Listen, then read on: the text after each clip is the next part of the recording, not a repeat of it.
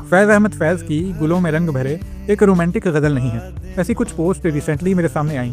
यानी ये कहा जाता है कि इस गज़ल में जो बातें कही गई हैं वो फैज़ ने किसी इंडिविजुअल के प्यार में नहीं, अपने देश के लिए कही हैं, और ये एक पैट्रियाटिक और रेवोल्यूशनरी काइंड ऑफ गज़ल है। तो मेरा इस पर यही कहना है कि जो लोग ऐसा कहते हैं उन्हें गज़ल की आर्ट के बारे में पता ही नहीं है। होता ये है कि आप अगर लोगों को यकीन दिला दें कि उन्हें कोई बहुत गहरी बात समझ में आ गई है जो उनके आसपास के लोगों को नहीं पता, तो ऐसी बातें बहुत जल्दी एक्सेप्ट की जाती हैं।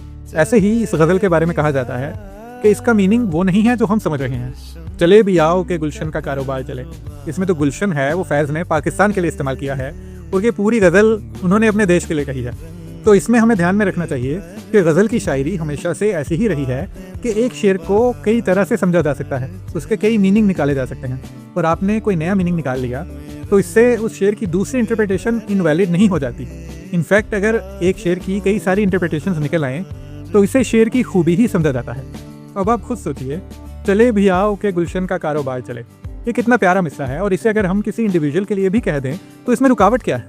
इसमें दाग दहलवी के एक शेर का एग्जाम्पल देखिए, खूब पर्दा है कि चिलमन से लगे बैठे हैं, साफ छुपते भी नहीं सामने आते भी नहीं। यानी शायर अपनी बेचैनी बयान करते हुए कह रहा है कि ये एक ऐसा पर्दा है कि ना तो तुम पूरी तरह से छुप रही हो और ना हमारे सामने आ रही है। तो क्या ये एक रोमांटिक शेर है? अब अगर हम यूँ समझें कि ये शेर खुदा के लिए है कि खुदा हर जगह हमें अपने होने के साइन देता है लेकिन कभी हमारे सामने नहीं आता, साफ छुपते भी नहीं सामने आते भी नहीं, तो क्या अब ये शेर स्पिरिचुअल हो गया? तो बात यही है कि हम एक शेर को कई तरह से समझ सकते हैं, एक्सप्लेन कर सकते हैं, और अगर इंटरप्रिटेशन लॉजिकल हो तो इसमें सही या गलत जैसा कुछ नहीं है। शुक्रिया।